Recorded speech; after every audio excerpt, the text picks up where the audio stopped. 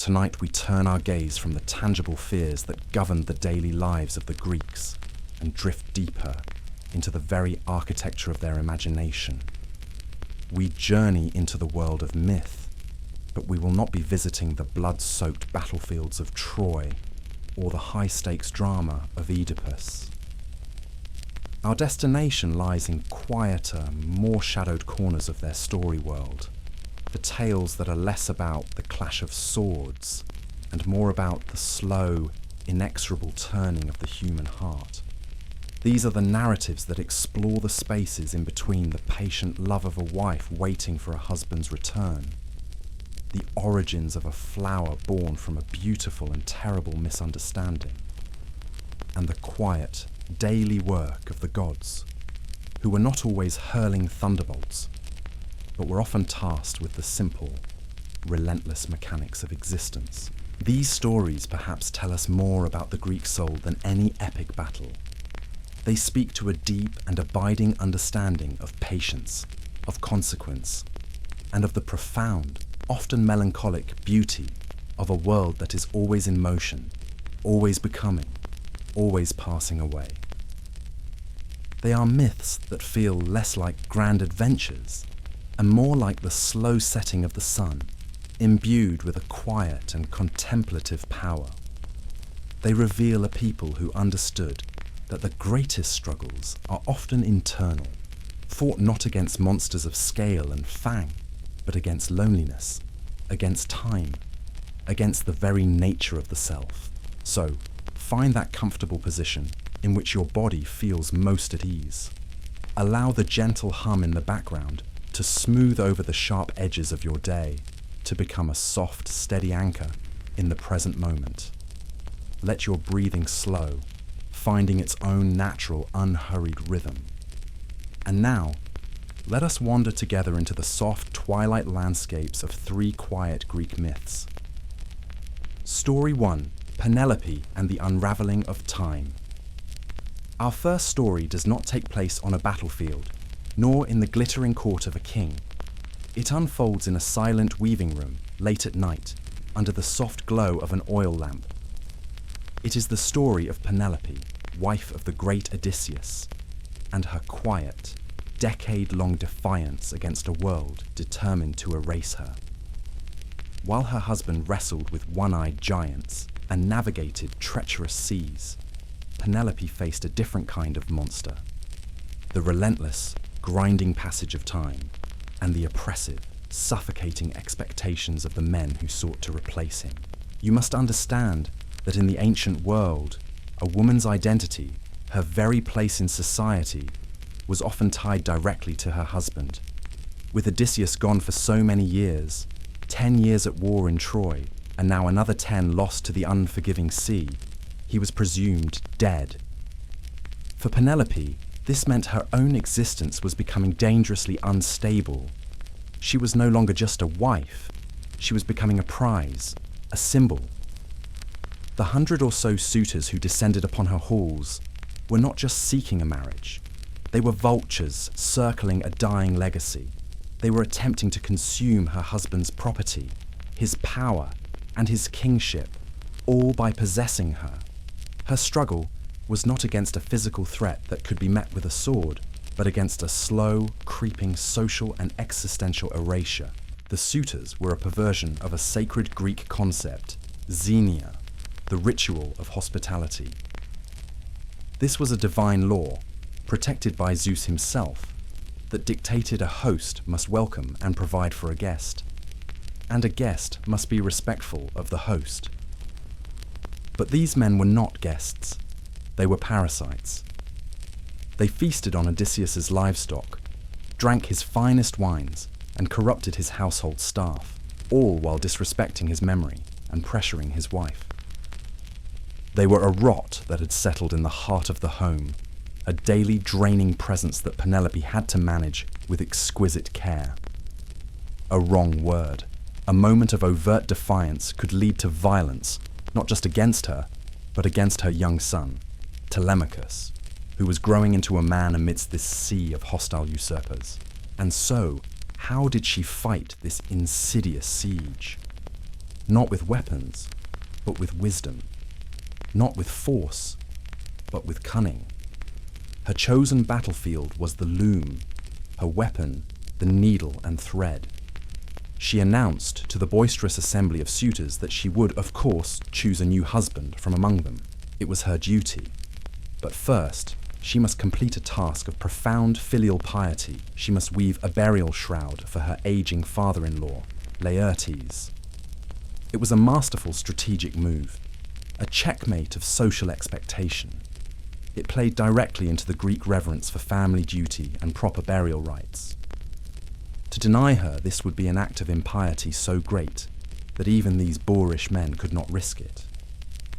Who could argue with such a devoted daughter-in-law, performing one of the most sacred tasks a woman could undertake? Here, we can feel the quiet, guiding hand of Athena, the very goddess who watched over Odysseus on his perilous journey. Athena was a complex deity, the goddess of strategic warfare, yes, but also of wisdom, reason, and handicrafts, particularly the art of weaving. It is no coincidence that Penelope's chosen method of defense was the loom, a direct reflection of her patron goddess's domain. This was not just a woman's work, it was divine strategy made manifest in textile. In Penelope's hands, the act of weaving, so often seen as a simple, repetitive domestic chore, became an act of intellectual warfare, a brilliant and sophisticated delay tactic blessed by divine ingenuity. She was not just creating a clock, she was creating time itself, spinning out the days, weeks, and months, hoping against hope that it would be enough.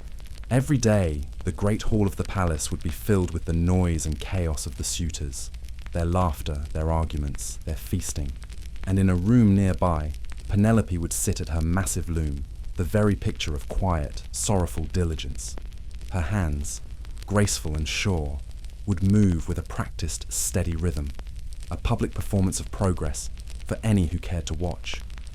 The intricate patterns of the shroud would grow, thread by thread, a testament to her skill and her supposed acceptance of her fate.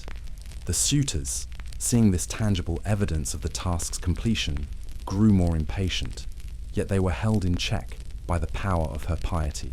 But every night, when the great hall had finally fallen silent, when the drunken suitors had stumbled off to their beds, a different ritual would begin. Penelope would slip back into the weaving room, the air still and cool around her. And there, by the faint flickering light of a single oil lamp, she would meticulously, painstakingly unpick the day's work. Imagine the profound, aching solitude of that act, the slow, deliberate pulling of each individual thread, the soft, whispering sound of fibers parting, the patient and methodical destruction of her own magnificent labor. This was not a frantic act of desperation, born of fear. It was a calm, calculated ritual of quiet rebellion. Each undone thread was a small, secret victory against the aggressive, forward march of the suitor's desires.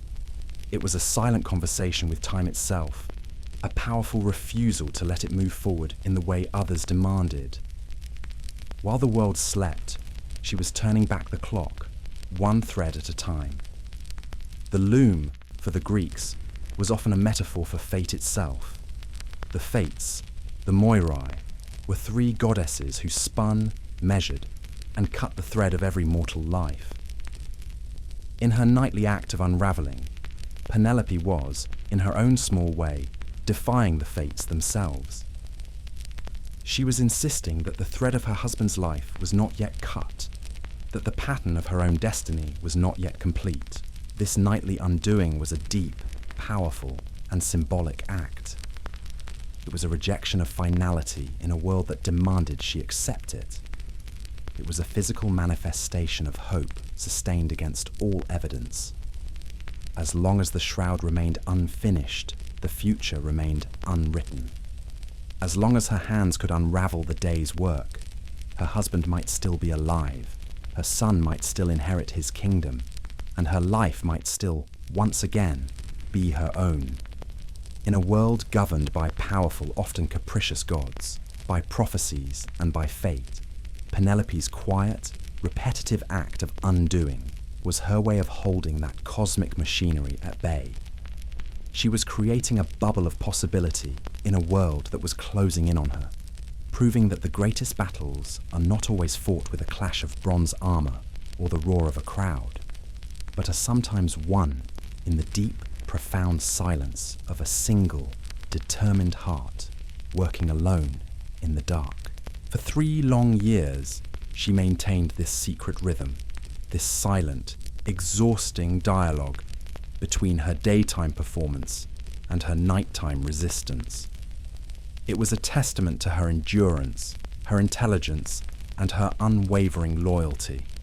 It was a story the Greeks told not just to celebrate a faithful wife, but to honor a mind as cunning and as resilient as that of their greatest hero, a quiet power that could bend time, challenge fate, and hold an entire kingdom in suspense with nothing more than a needle and a thread. Story 2, Narcissus and the Still Water. Now, let us leave the fire-lit, tension-filled halls of Ithaca and journey to a place of quiet, almost preternatural stillness. We find ourselves in a hidden grove, deep in a forest, untouched by the noise of the human world. The air here is cool and smells of damp earth and green leaves. It is a place the gods themselves might choose for rest. And at its heart lies a pool of water, so pure and so clear, it seems like a piece of the sky that has fallen to earth.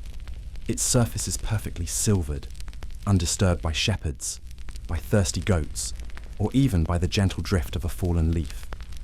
It is a place of absolute, unbroken tranquility, a natural mirror that reflects the world with an unnerving, perfect clarity. It is to this pool that a young man named Narcissus, famed throughout the land for a beauty so breathtaking it seemed almost divine, would eventually come. The story of Narcissus is often told to children as a simple fable about the sin of vanity. But for the Greeks who first told it, it was a much deeper, more complex, and far more unsettling exploration of identity, of desire, of communication, and of the profound dangers of the self. To understand its depth, we must begin with his origins. Narcissus was born of a violation. His mother, the gentle nymph Liriope, was assaulted by the river god Cephissus. Perhaps it was this shadow of violence at his conception that led the blind seer, Tiresias, to give his mother such a strange and riddling prophecy that her son would live a long and happy life, but only so long as he never came to know himself. This prophecy strikes at the very heart of a core anxiety in Greek thought. On the one hand, their philosophy was built upon the famous injunction carved into the temple of Apollo at Delphi, know thyself. Self-knowledge was the ultimate goal of the rational mind. Yet they also harbored a deep suspicion that the self was a complex, labyrinthine, and sometimes dangerous territory. They understood that to truly know oneself was not just to understand one's strengths, but also to confront one's own darkness, one's own capacity for monstrosity. In their world, mirrors and reflective surfaces were not just tools for grooming. They were considered portals, liminal spaces where one's soul, one's psyche, could be influenced, trapped, or even stolen by malevolent forces.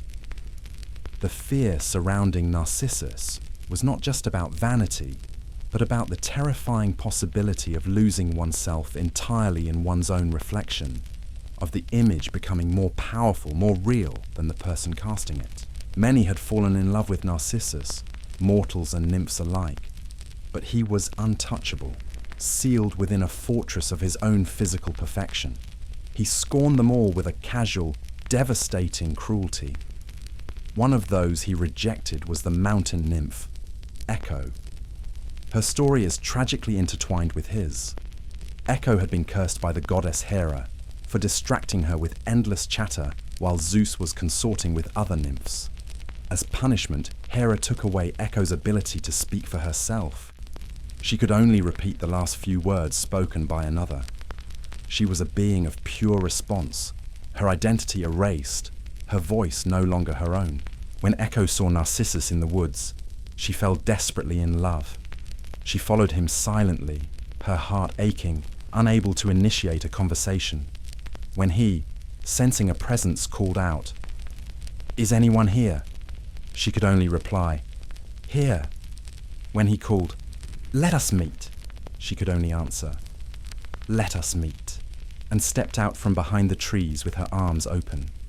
But Narcissus, disgusted by her advance, pushed her away, crying, "I would die before I give you power over me." All she could do was whisper back, "I give you power over me," before fleeing in shame, her heart broken. She wasted away in her grief until nothing was left of her but her voice, a disembodied sound that still haunts lonely places, forever repeating the fragments of other people's lives. Her tragedy is a prelude to Narcissus's, a story about the failure of communication, about a love that could never be spoken. It was another of Narcissus's spurned lovers who finally prayed to the heavens for a fitting punishment, a prayer for justice against his unbearable pride. Let him too fall in love, the prayer went, and let him too be unable to possess the one he loves. This prayer was heard by Nemesis, a goddess the Greeks deeply understood and deeply feared. Nemesis was not a goddess of simple, angry revenge. She was the divine agent of cosmic balance. She was the retribution that was automatically incurred by an act of hubris, that dangerous, prideful arrogance that made mortals think themselves equal to or above the gods, or in Narcissus's case, above the fundamental human experiences of empathy, connection, and love. His crime wasn't just his cruelty. It was his profound belief that he was exempt from the shared condition of humanity. And so, one hot afternoon, weary from a hunt, Narcissus was led by his thirst to the still, silvered pool in the hidden grove. He knelt at its edge to drink, and for the very first time he saw his own reflection. He was utterly transfixed. The image in the water was one of absolute perfection, a being of such ethereal beauty that he fell instantly and hopelessly in love. He did not realize it was himself he was seeing. In his isolation, in his complete lack of self-awareness, he believed he was looking at a beautiful water spirit who was gazing back at him with an equal, silent longing. He was snared not by simple vanity, but by a profound and tragic misunderstanding. The prophecy of Tiresias was coming to pass in the moment he truly knew his own image. His life, as he had lived it, was over. He tried to embrace the beautiful figure, but his arms met only the cold, yielding water, shattering the image into 1,000 ripples.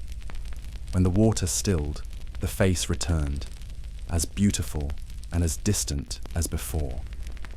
He spoke to it, whispering words of love and adoration, but received only the silent movement of lips that perfectly mirrored his own, the faint, disembodied voice of Echo, his only companion. He was trapped in a perfect, closed feedback loop of his own desire. The object of his affection was both intimately present and eternally out of reach. It was a solipsistic nightmare. He had fallen in love with a shadow, a reflection, a perfect and unattainable other that was, in devastating reality, himself. He could not leave the pool. He forgot hunger.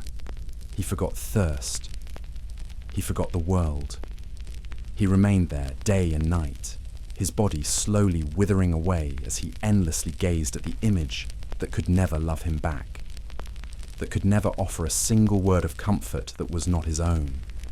He was being consumed by his own reflection, his life force draining away into the still, indifferent water. In his final moments, as his life faded, he whispered to the reflection, "Farewell." And from the lonely woods, the voice of Echo whispered back, "Farewell." When the nymphs came to find his body to give it a proper burial, it was gone. And there, at the water's edge, nodding gently in the breeze, grew a new and hauntingly beautiful flower, with a golden center like a trumpet and pale white petals. the Narcissus. The story is a profound and timeless meditation on the self, a warning that to see the world only as a reflection of one's own desires is to become trapped, unable to form a genuine connection, and to ultimately fade away into a beautiful but sterile and lonely echo of what one once was. It is a quiet tragedy that speaks to the deepest of human fears, the fear of being utterly and completely alone with oneself. Story 3: Hades, Persephone, and the patient Earth. For our final story, we travel to a place the Greeks spoke of only in careful, hushed euphemisms: the underworld, the realm of the dead. But we are not here to witness its punishments or to catalogue its shadowy, listless inhabitants. We are here to understand its king, Hades, and the story of how he came to find his queen. This myth, the story of the abduction of Persephone, is most famously an explanation for the changing of the seasons. But at its heart, it is a far more profound and sophisticated narrative about compromise, balance, the cyclical nature of grief and renewal, and the deep, abiding connection between the emotional world of the gods and the physical reality of the earth. Hades is often miscast in the modern imagination as a villain, a horned, malevolent figure akin to a devil. But to the Greeks who created him, he was not evil. He was simply and terrifyingly inevitable. He was one of the three great brother gods, Zeus, Poseidon, and himself, who drew lots after their victory over the Titans to divide the cosmos. While Zeus, the triumphant brother, took the vast open sky, and Poseidon took the churning, restless sea, Hades drew the short straw. His prize was the kingdom of the underworld, the vast, dark, silent realm of Erebos. His divine duty was not to be cruel, but to be a solemn, just, and dutiful ruler of the dead. He was a cosmic bookkeeper, ensuring that the border between life and death remained inviolable, that the souls of the departed reached their final destination, and most importantly, that they stayed there. His realm was a place of finality, of memory, of dust, not of active malice. One day, Hades, in a rare journey to the world above, saw Persephone, the beautiful daughter of Demeter. To understand this story, one must understand Demeter. She was not just a goddess of the harvest, she was the harvest. She was the life force of the earth. The reason grain grew, fruit ripened, and flowers bloomed. Her entire being was an expression of fertility, of nourishment, of life's relentless push forward. Persephone, her only daughter, was the embodiment of this joy, a being of pure, uncomplicated life, often depicted gathering flowers in sunlit meadows. The very picture of spring. Struck by her vibrant beauty, a stark contrast to the colourless shades of his kingdom, Hades was overcome with a rare and powerful desire. He wanted her as his queen, a presence of life in his world of shadows. And so, with the tacit permission of his brother Zeus, he did what gods often did. He took what he wanted. He burst forth from the earth in his great chariot drawn by black horses, and he abducted Persephone, pulling her down into his kingdom, her cries echoing across the empty meadow. What followed was not a war of gods, but something far more powerful and insidious, a profound and world-altering grief. Demeter, learning of her daughter's disappearance, was inconsolable. Her sorrow was not a private affair. As the goddess of the earth, her emotional state was inextricably linked to the physical world. She abandoned her divine duties on Olympus and wandered the earth, disguised as an old woman, searching endlessly for her lost child. And as she wandered, her grief became a physical force. The world grew cold and barren. The crops in the fields withered and died. The leaves on the trees turned brittle and fell to the ground. The songs of birds fell silent. Humanity, dependent on her bounty, began to starve. This was not a punishment she inflicted. It was an involuntary reflection of her sorrow. Demeter's grief was winter. The world was dying because a mother's heart was broken. The suffering of humanity grew so great that it threatened to wipe them out, leaving the gods with no one to worship them. It was this practical concern, this threat to the cosmic order, that finally forced Zeus to act. As the king of the gods, his primary role was to maintain balance. He understood that the world could not survive this endless winter, this absolute unrelenting grief. He sent his swiftest messenger, the clever god Hermes, down into the underworld. With a clear command, Hades must release Persephone. Here, the story takes a quiet, subtle, and incredibly clever turn. Hades, ever the dutiful if reluctant brother, agreed to obey Zeus's command. But as Persephone was preparing to leave, he approached her with a gesture of kindness. He offered her a single glistening pomegranate. And Persephone, perhaps out of hunger after her long refusal to eat, or perhaps out of a gesture of acceptance towards the husband she was leaving, consumed a few of the seeds. In some versions 6, in others just 1. This was no small act. In the Greek supernatural worldview, the act of accepting and consuming food or drink in a specific place, especially a divine realm, created a binding spiritual and legal connection to it. By eating the seed of the underworld, Persephone had tied herself to that realm forever. She had, in a small but irrevocable act, accepted her role as its queen, and so a compromise had to be brokered, a solution that reflects the Greeks' deep understanding that life is rarely about absolute victories or total defeats, but is instead a series of complex negotiations and balances. Zeus decreed that Persephone would divide her time between the two worlds, between her two roles, between her two lives. For part of the year, she would return to the world above and live with her mother, Demeter. During these months, Demeter's joy would return in full force. She would allow the earth to once again bloom and become fruitful. The sun would feel warm, the fields would turn green, and the world would be filled with life and bounty. This was spring and summer. But for the remaining months of the year, Persephone, no longer just a maiden, but a powerful and formidable queen in her own right, would descend back to the underworld to rule alongside her husband. And during that time, Demeter would grieve anew, withdrawing her warmth and her life-giving power from the world. The earth would once again become cold, barren, and dormant. This was autumn and winter. This myth is a deeply sophisticated piece of spiritual and natural philosophy. It explains the changing of the seasons not as a random climatological event, but as the result of divine emotion, of cosmic law, of compromise, and of obligation. It gives the cold silence of winter a profound and resonant meaning. It is not an emptiness, but a time of remembrance, of loss, of waiting. And crucially, it promises that this sorrow is not permanent. The story teaches a patient acceptance of the great, sweeping cycles of existence, of life and death, of joy and grief, of light and darkness. It embeds into the very rhythm of the year the reassuring knowledge that even after the longest, darkest winter, the world will always, eventually and inevitably, bloom once more. The quiet, defiant resistance of a weaver's hands, the dangerous, silent stillness of a forest pool, the patient, recurring grief of the earth itself.